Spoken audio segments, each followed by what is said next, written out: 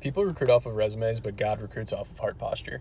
Our startup's getting ready to hire for the first time from the outside, and so I've been listening to podcasts and reading books about recruiting strategies, and I was not ready for my favorite advice so far to come from my Monday night Bible study.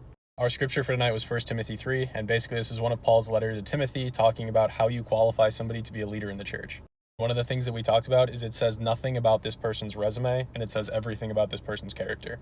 It's talking about this person being faithful to their wife, temperate, self-controlled, respectable, hospitable, able to teach, not giving into drunkenness, not violent but gentle, not quarrelsome, and not a lover of money.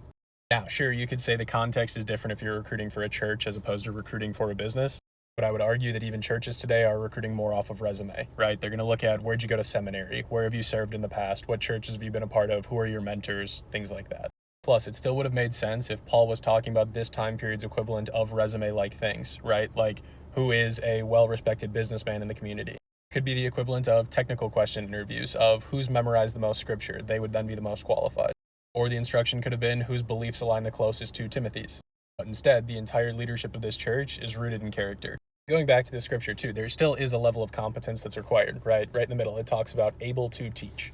But is it weird that that is just one of the 10 requirements that actually has to talk about somebody's technical competence?